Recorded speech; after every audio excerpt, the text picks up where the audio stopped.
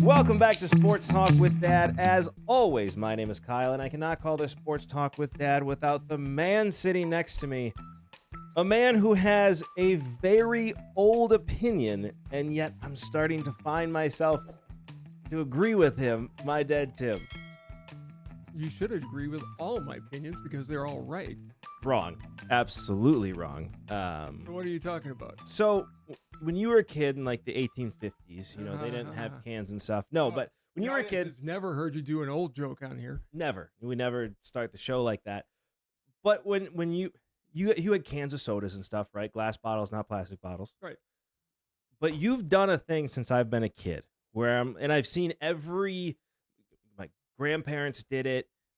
I've seen a lot of people do it where you don't drink your soda out of a bottle or a can normally. Of course, you're going to prove me wrong because you have a bottle in your hand right now. But you don't normally do that. You normally pour it in a glass. I always see you do it. Yeah, your grandparents on both sides were famous for when they drank beer, went into a glass. Right. I now find myself agreeing with you on that opinion. This is a rare. I was running really late tonight, so that's why I just brought the bottle down here. But yeah, it was typical. You got a bottle, pour it in the glass, and that's how you drink it. It's better that way. The soda tastes better when you pour it into a glass. I remember as a kid making fun of you, and until recently have made fun of you. I'm like, you have the bottle right there. Why are you making extra dishes? You That's did it dumb. You did it for me all the time when I would, for a root beer. Yeah. Because the root beer has to be drank out of glass. A frosted glass. Frosted glass. Otherwise, it doesn't make a difference. Yes, but it does. It does. It does. It's not as fizzy and bubbly out of the glass. You actually get to enjoy the flavor. I find myself now, I was in a situation, this is why this came up.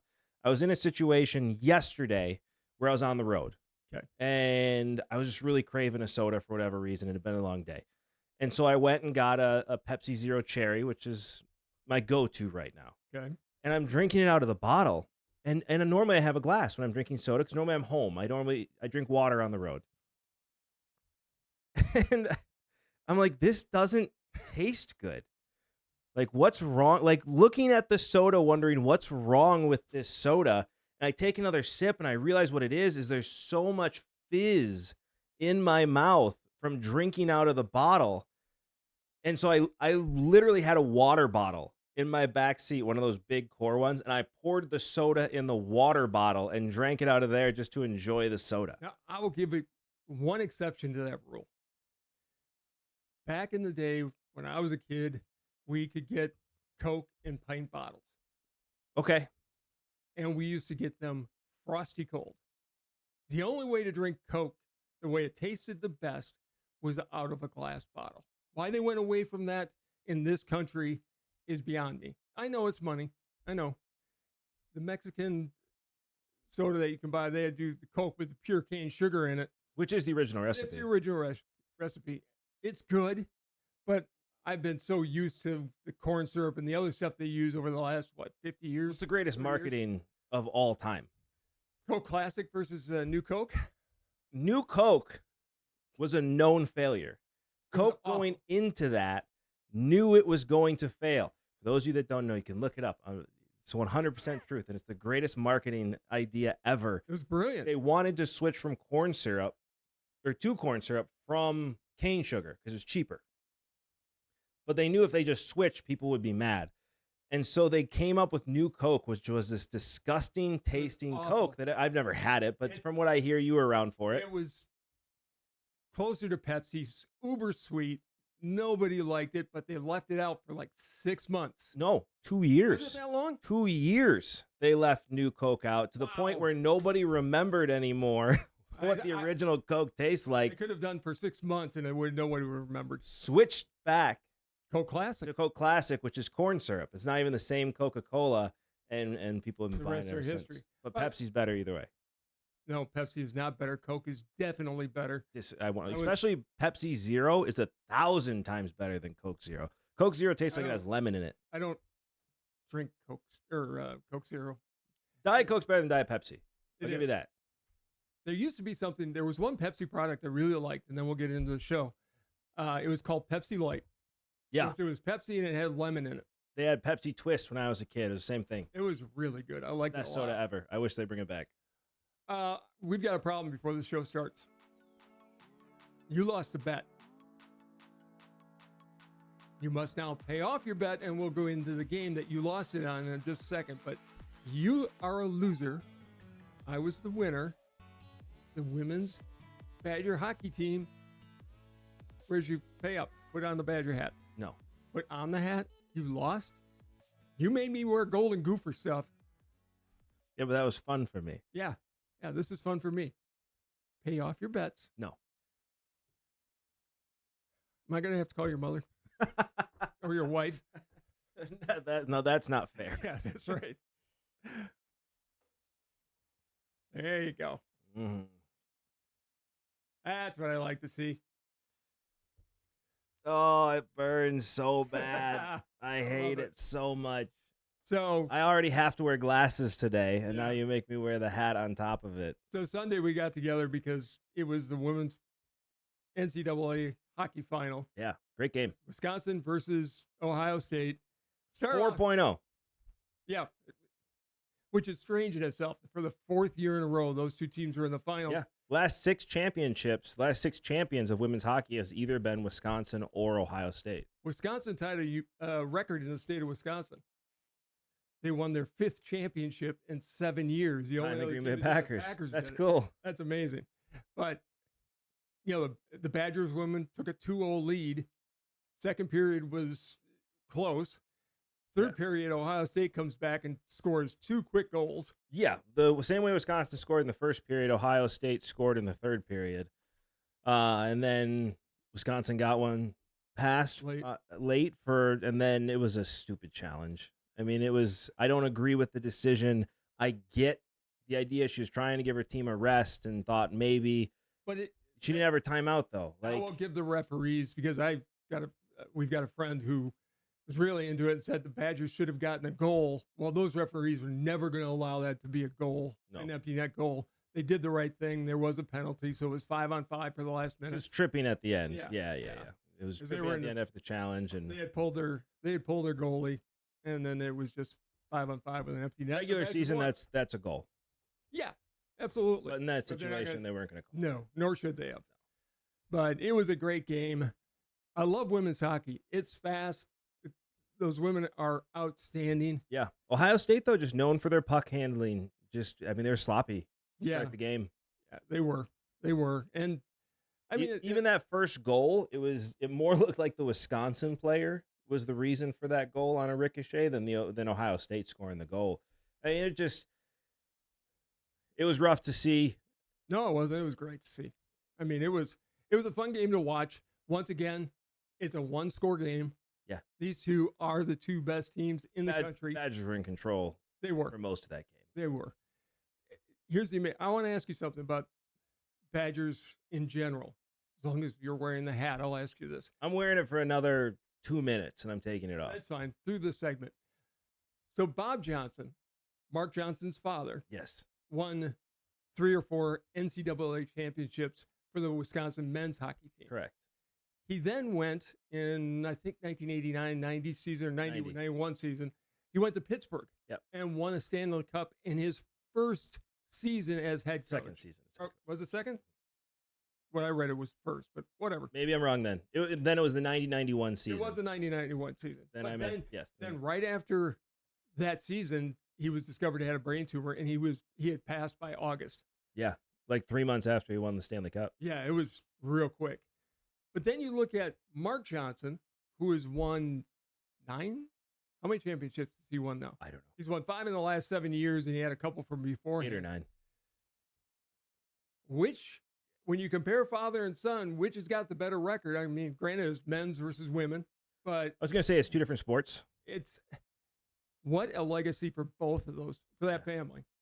I mean, they should have statues of both Bob and Mark in Madison. Yeah. And the reason I say it's 2 different sports, the games are played differently. And you can see that watching women's sports, they're calling penalties on checks that they don't call in the men's game. There's a controversy in the game on Sunday where Ohio State clean check. And I was so confused because she went in with her hip.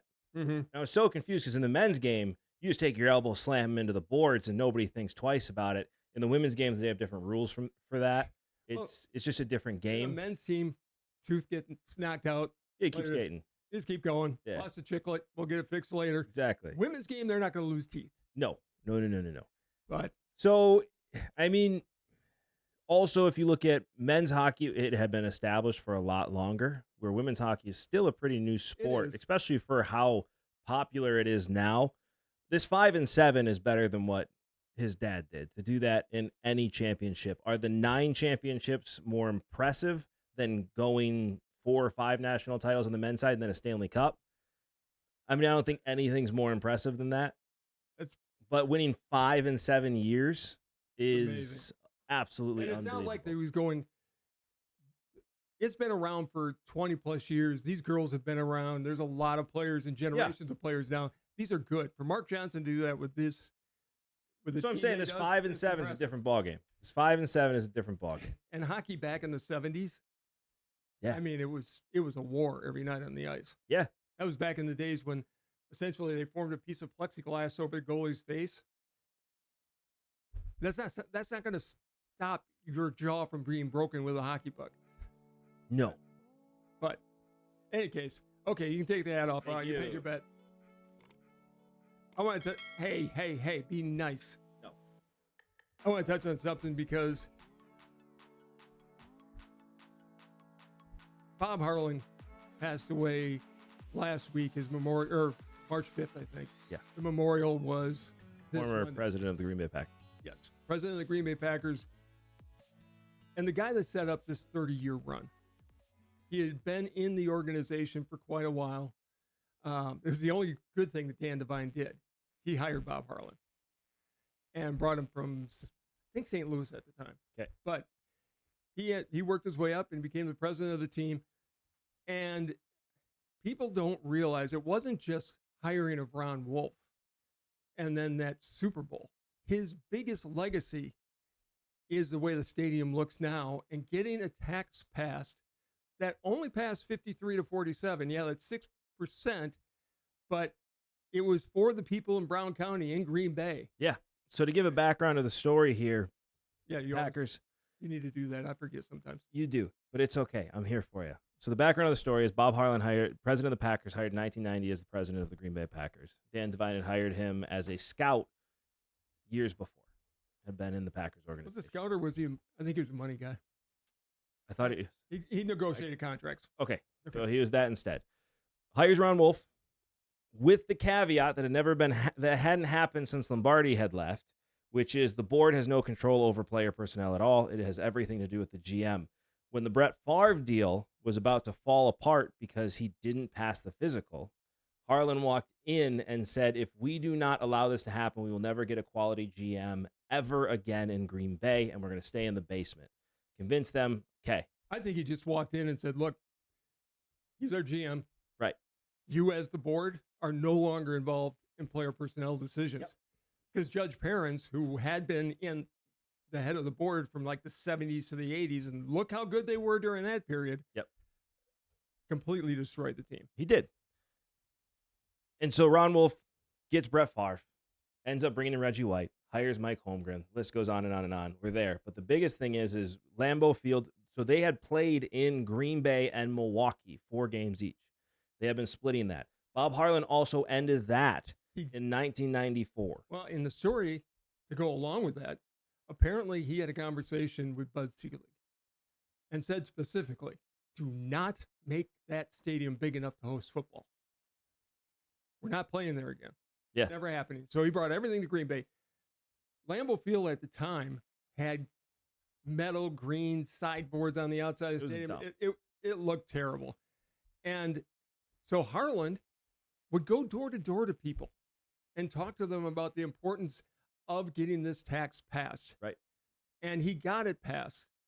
If they would not have done it, the Packers would not be in Green Bay today. They would have been forced to move. The NFL had come to the Green Bay Packers, and Bob Harlan said, you need a new stadium. If you're going to play all your games here, you need a new stadium. And so the tax wasn't statewide tax. It was specifically for Brown County. So how he got it passed, one going door to door, and there is a raffle of 10,000 tickets. every single year. And they draw somebody out of the hat. Once you win, you're not in the drawing anymore. And so everybody in Brown County that pays that tax gets 2 tickets to a game at face value. You still have to pay for them, Right. but you get the tickets at face value. And it worked. I can argue. I was listening to John Anderson. They're good seats too, like 50-yard line Yeah, seats. they're great seats. He also got rid of, like, Ray Nitschke was part of ownership of a bar. He had like 50 season tickets at one time. Yeah. And he got rid of all that. You Yep. know, the bars got a certain allotment, but not like it used to be. Right. John Anderson, former ESPN announcer and sportscaster, was on a local station. And his statement, I think he's absolutely right. Bob Harlan is the 3rd most important person in Packer history, behind only Curly Lambeau and Vince Lombardi. Now, he wasn't the front guy, but if he didn't do what he did, 1, we don't have this 30-year run. Right. 2, the stadium doesn't get done. Right. And Green Bay becomes Dubuque pretty quickly. Yeah. Well, and the Packers just don't survive. You know, they're a bottom basement team, and the NFL eventually forces them to move. Right. He is the one that brought in Ron Wolf and changed the way the organization worked when it comes to how the board has control over personnel decisions, meaning took it all away from them. And it always, he did that, and yet he had then hired Mike Sherman to do both jobs, which was a disaster. He made a mistake. But I'm going to look past that because I love everything about Bob Harlan. Yes. And we'll talk Pass it about off to him Mike more later. McCarthy. And now Ed Policy with the season tickets is it's going to be changed very soon, where you have to attend at least 1 game every season. You know why in order that to is? keep your season tickets, because people in Kansas own tickets. True, but the reason they do that, they don't want these tickets. NFL wants to take control of tickets on a secondary market. Yeah. And if they're season tickets, they can't do that.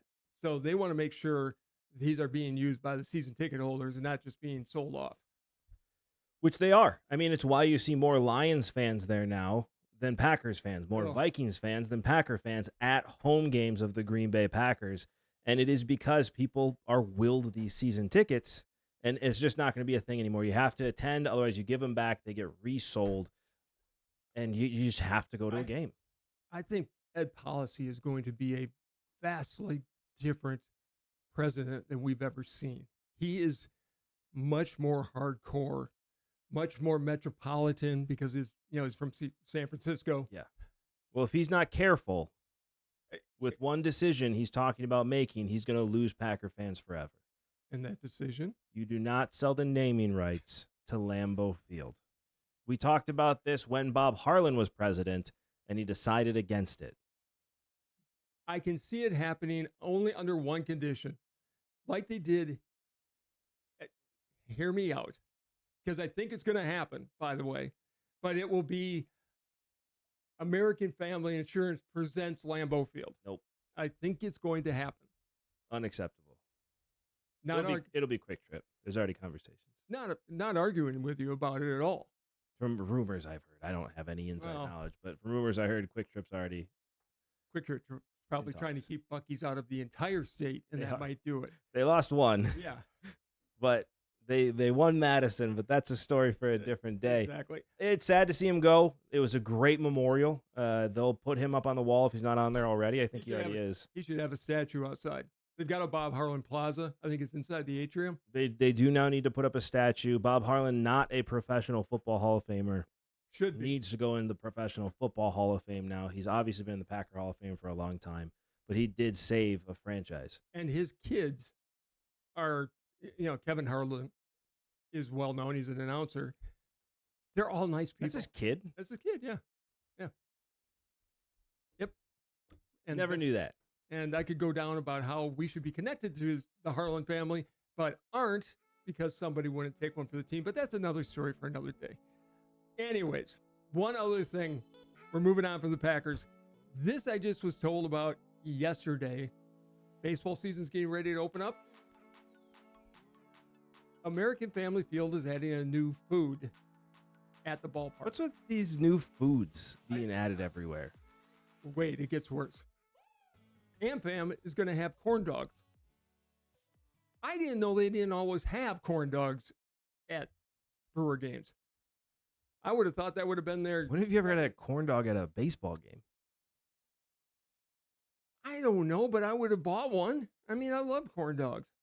They're easy, they're quick, you can carry them. Yeah, no, it's a great idea. I would have thought they would have been there years ago. And by the way, AmFam has probably the best food of any ballpark in any city. Nah, they changed Secret Stadium sauce. I'm out. No, they went back to having it behind the counter, so they're soaking the dogs in it again. I had one, and much better. Much better. They changed it. It's not the same. Okay. The White Sox had a drink. They call it a Campfire malt or something. It's actually got marshmallows, and it's a giant milkshake. Reds are doing a couple new things. A bunch of places are. I mean, they had sushi at Yankees games at one point. I don't know if they still do. The weirdest one I've seen is the 999, where you get 9 hot dogs. I don't know if it's 9 French fries. 9 hot dogs? And 9 beers. That's a bad idea. Well, the beers are only 4 ounces, which in Milwaukee is a half an inning. Because it's really only 3 4 cans. ounces, what I was going to say. It's 3 cans. So over the course of an entire game. 9 hot dogs? Yeah. Who's eating 9 hot dogs? Have you not been to a game in Wisconsin? This is going to be at Citi Field in New York. I think that's where they're starting it. How much is it? I think it's like $9. For 9 hot dogs? $1 a dog? I think it's something like that. Yeah. It's a marketing idea, which I thought was great. But every game? I guess. The nine beers threw me off. I mean, in Wisconsin, it's nothing. People who don't know Wisconsin, we aren't allowed to compete in drinking contests because 9 beers, 3 innings. Yeah. It's pretty easy. Pretty easy. Not as much anymore. Innings are pretty quick. They are quick. And you and I don't drink, so I don't think I could get through one. But that was the weirdest one I saw. But I'm happy about the corn dogs.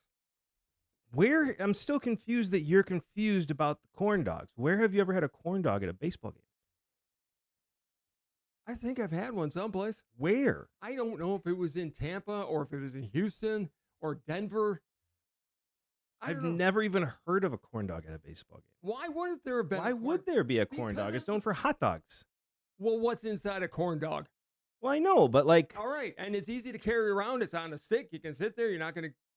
It's clean. It's easy. I'm just shocked it wasn't that stadiums before this. Who's ever heard of a corn dog at a baseball game? Well, they should have. I think it's a brilliant idea. I was shocked that it wasn't there. I just assumed it was. It's me. So they're going to have corn dogs now? Yeah, here at AmFam Field, American Family, home of the Brewers, they're going to have corn dogs. I hate that that's abbreviated. AmFam is stupid. It's a stupid name. Well, it's better than calling it the Fam, which they tried to get through. The whole thing's stupid. It's Miller Park. No, it's not. It's American Family. And here's why I say that. Miller Park, it was for years and years, and they paid for it. American Family in Wisconsin, there would not be a lot of sports taking place in Wisconsin without American Family support. I understand that. And they stepped up and they paid a lot of money for that stadium rights. God bless American Family for supporting teams in this state, because it's not just the Brewers. They support almost everything, and golf tournaments. And, the one in Madison with Steve Stricker, their representing sponsor. These guys are good corporate citizens. So this segment has been brought to you by American Family Insurance. Well, they will be tagged on this video. I'm just saying, like, you have Wrigley Field, right? Wrigley doesn't pay for it anymore, obviously. But it's the name. Okay. That's Wrigley and Lambeau and Fenway and Yankee. And Miller. No, Miller was not. Miller had it for 30 years. They gave up the rights. I'm with you. Well, because they were sold by, I think they were sold 4 times in that span of, was it 30 years or 20 years? And the money they're getting, 20 years. Yeah, and the money they're getting now dwarfs what they got. I just don't like when people are like, I went to AmFam. That's such a stupid sounding thing. I laughed real hard when Miller got the rights to the stadium. Budweiser stepped up, and they offered a lot of money. And the people of Milwaukee kind of got a hold of it and said, Miller's made here. Yeah. Budweiser is not going to be the presenting sponsor of that stadium. Its name will not be up there. But it's like Coors Field is still Coors Field. It is. I think is it? Yeah. Well, they probably still pay for it because that's where Coors is located. You know what's available in Wisconsin now? A beer we used to like. Yingling. The Yingling. I did hear about that. Yingling is now available. Being brewed, I think, in Wisconsin. I think they opened a place up here. I could be wrong about that. It's great beer. It was great beer. Yeah. I loved it a lot. So, Nothing's anyway. better than High Life, the champagne of beers. I don't even drink anymore. Reminds me of Grandpa. He always drank a High Life. So I always had a High Life. Your grandfather on my side used to drink Budweiser, but he poured it in a glass and then he'd take a salt shaker and put it in there. Yeah. That's a thing. It gave it more foam on People top. do that in chocolate milk too. So it What? makes it taste better. You put a little salt in chocolate milk, makes it a lot chocolatier. Yeah, but if you do it in white milk, that last swallow was nothing but salt. Yeah. And you can see very your true. you can Well, see you your don't sibling. dump a whole entire bottle of salt in You it. do if you had to grow up with my siblings. Yeah, I know. That's I another know. story. I've heard those stories. So we're coming up to the start of the baseball season. Yeah. The challenge system is going to be in play this year. Yep. I already saw one guy get denied. You better challenge real quick. It's like 2 seconds. Yeah.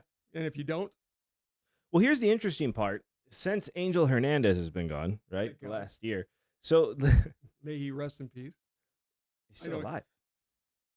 Yeah, but he killed baseball, so he kind of was. Okay, that's an exaggeration. He's dead to What was me. my train of thought? Oh, so umpires right now are more accurate on balls and strikes than they've ever been. They were 92% accurate last year. Mhm. I think it was an average of like 10.8, so let's just call it 11. 11 misses in an entire game. That's a lot of pitches. That's over 200 pitches. Can I ask you something about that? This happened in the World Baseball Congress or Classic. Classic, whatever it was, to be played. The World Baseball Challenge that should be at mid-season, but in any case, It should be gotten rid of. yeah, okay. There was a situation there where an umpire called a ball that if they had the challenge system would have been ruled a ball. Yeah, it was the Puerto Rico game. Yeah, and they asked the player about it after the game, and he came out and said he called it that way all night. We all knew. Yeah. And we're good with that. I'm not complaining about it because I knew that would be a strike. Well, and that's always the thing we've talked about, right? It's not about it being necessarily in a box. It is about being consistent with your calls. As long as you know what the zone is, and that's what the first inning was for. It's where Right. batters figured out, okay, what's the zone today? And now you know what made people angry, and you saw this with Angel Hernandez and a couple of other guys where it was a strike for this guy and a ball for this guy, and then a strike for this guy and a ball. You know, it was just back and forth. It wasn't And consistent. it was all over. Once inside's going to be a strike one time, And it was- inside's going to be a ball the It was next because of bad umpires like that Mhm. we even have to discuss ABS time. Exactly. right now. So here's my question, though. If you've got an umpire, one of the good ones, because I proved to you how good they are when we watched a playoff game, Yes. if they're consistently calling a ball down in the zone a strike. Yep. And whether it's an inch inside the box, an inch below the box, if it's a strike on every pitch, do you think guys are going to challenge it or they're just going to go, no, that's just. No, where the challenges are going to come into play is later in games when the calls are inconsistent. Or sometimes umpires just miss. Right. And that Yeah, happens. humans. You didn't see it or whatever happened, or it was dipping and it was low. You'll see challenges like that on egregious ones. I don't think you're going to see people doing it that much. I think in the playoffs is where it's really going to become a story. But it's just, again, people are pretty hyped up and You'll see that in the initial part of the games. People challenge. Honestly, I love the fact that the managers and the dugout people can't get involved. They're No. blocked from even seeing it. Yep. It's just the pitcher, the catcher, and the batter. yeah, because the catcher can call it too, right? Yes. I think all three of them can call it. And I don't think you're going to, like I said, you're going to have some umpires that are going to have an off day and maybe be a little bit Sure. inconsistent on the calls, or later in games, if it's been a strike all game and now you call it a ball, that's where the tap of the hat's going to be. I don't think it's going to be as I heard one guy consistent as you think. talking about this, and he was making a big thing about how catchers frame the ball.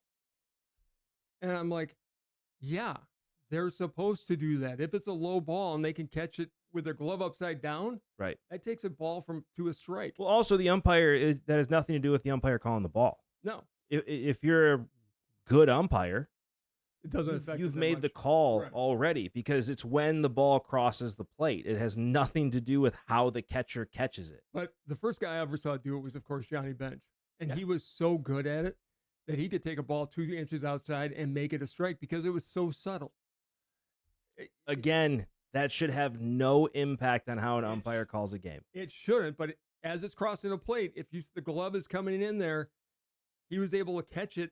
It might have been off the plate, but it made it look like he caught it right over the plate.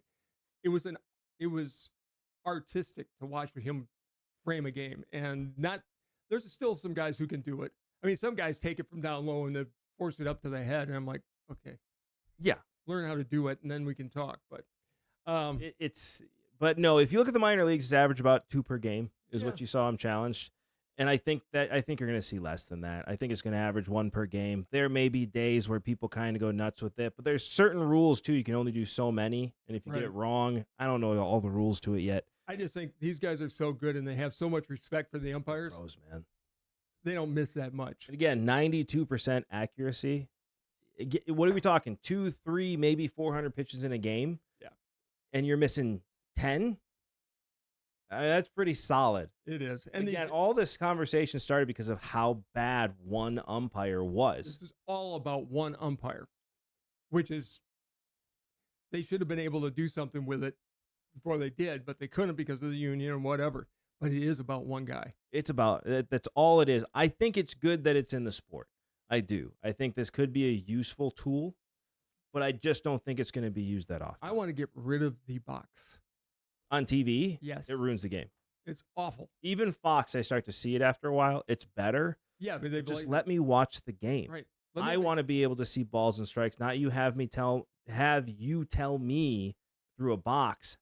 I hate it. This isn't like the yellow line in football. Right. Like, that's good to see, but even that some days is like way off. Where were you? Right. But that's helpful from the viewer. The box is not, because now I'm not watching baseball, I'm watching the box. And the box isn't always accurate. I mean, the new one will be, because they're loaded in the heights and I don't care. I don't want to see it. It takes away from the enjoyment of the game. It makes it about aiming. I just want to watch them play baseball. I can figure out the strike zone. I want to watch a pitcher pitch. And I want to see if he's accurate and where the umpire is calling the ball. It's all part of the game for me. Well, and the fun thing about a game, again, the star is the pitcher. If I'm watching a box, I'm not watching the pitcher. I'm not watching the pitch. I'm just looking at the box. It ruins the game. You're ruining your own game. Technology isn't always a good thing. No, get rid of the stupid box. I'm over it. College baseball is so much more fun to watch because they don't have that box on the game. And I forgot how much I actually liked watching baseball on TV until I watched LSU when Skeens was there. Right. Watching a couple of those games, I'm like, oh, this is why I liked watching baseball. That box has really ruined it. Okay. So bring in ABS, get rid of the box on TV.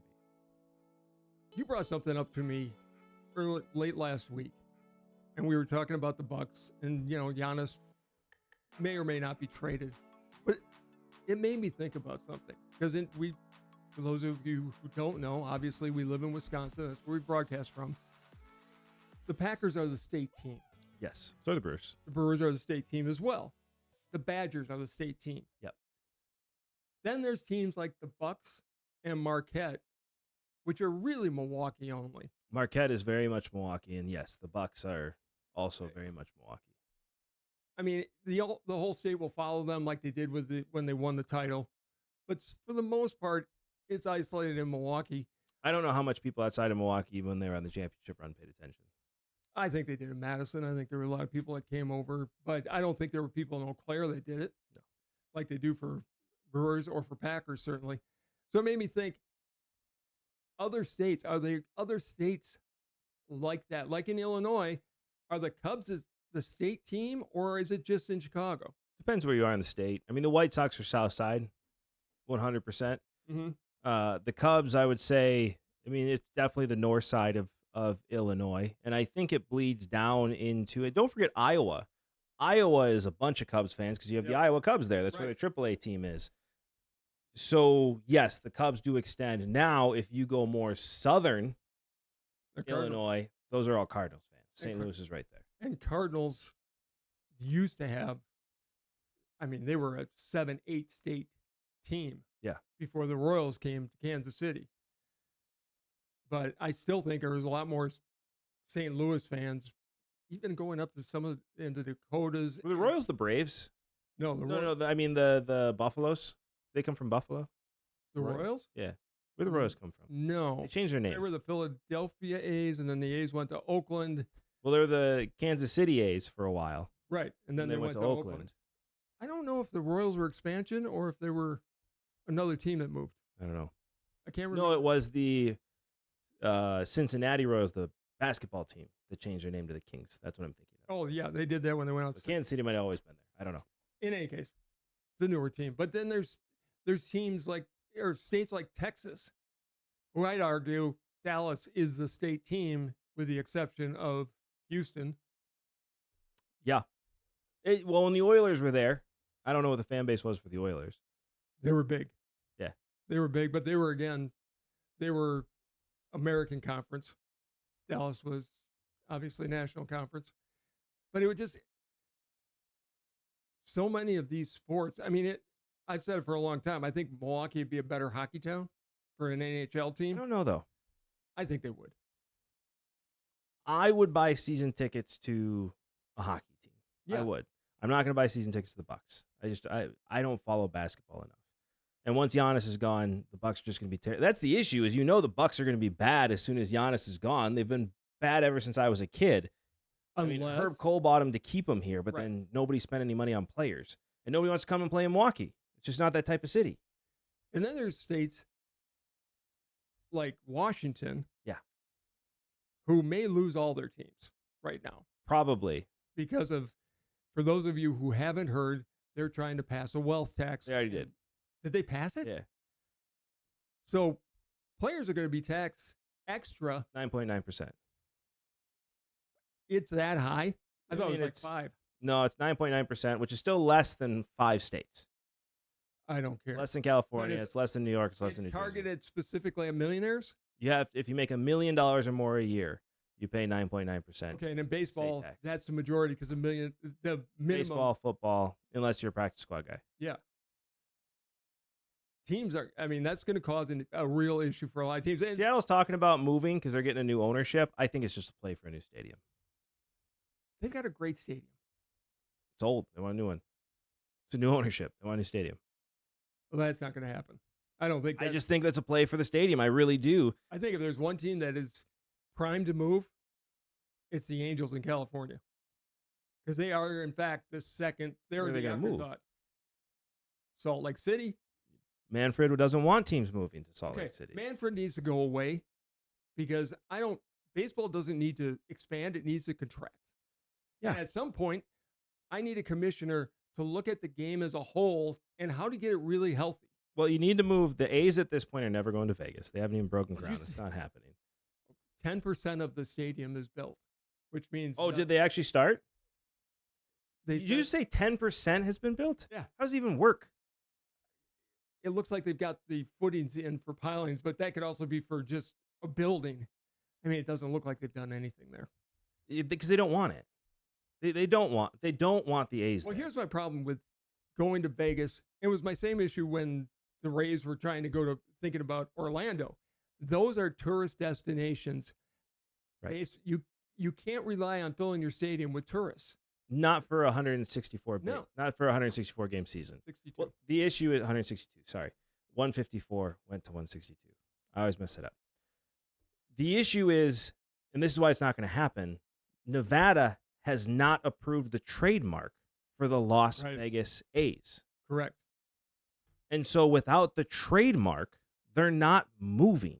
And they should never. I mean, that name can never change. No. The A's are. They have the Las Vegas Athletics, they can get the trademark for that. They're the A's. But they have not gotten the trademark for the Las Vegas A's, which means A's won't be able to be on caps or anything trademarked. I honestly think people in Las Vegas are looking what's happened with the Raiders and went, yeah, this isn't really, Vegas isn't a good town for. People go to Vegas for the Sphere more than they go to Vegas to watch a football game. Yeah, and they go to the casinos and watch shows.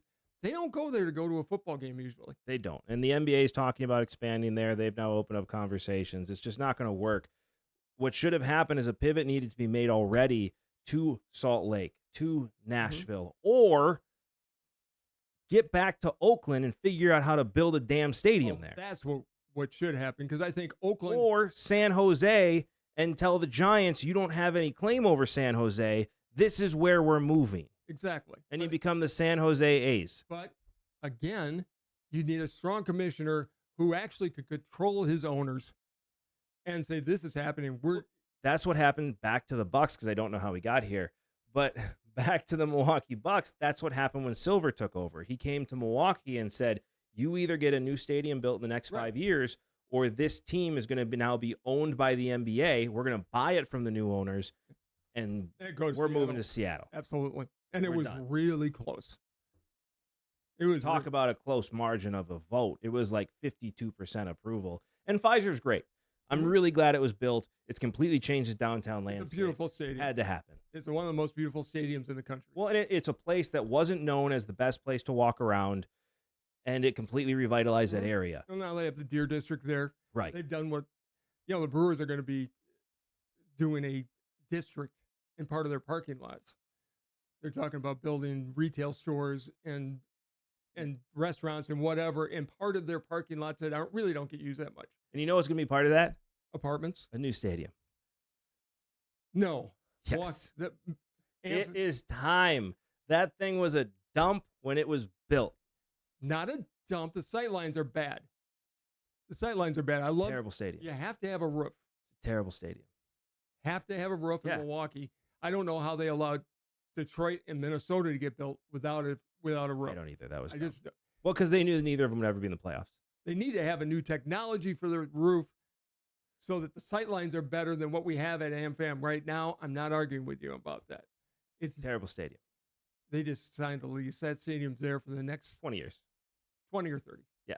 And then when they build a new one, guess where right where County was. Right where County Stadium was. So let's go back across the parking lot. It's a bad stadium. But as for the Bucks, it's funny. I was talking to my friend Matt, who's from Michigan, right? He grew up in the Detroit area, and I asked him, because from basketball, from watching the Bucks, and I know nothing else, right? I've been in Milwaukee, I've been in Tampa, I've been in Jacksonville.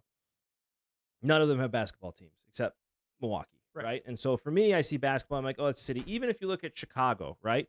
Chicago is filled with Bulls fans. Yes. But you go to the north side of Chicago, I mean, people cared when Jordan was there, but it's the Cubs and the Bears. That's what people talk about the most. So I just thought that was the same place everywhere else. Apparently in Detroit, Pistons are a big deal. All four sports, the Tigers, the Pistons, the Red Wings, and the Lions. People follow them pretty religiously.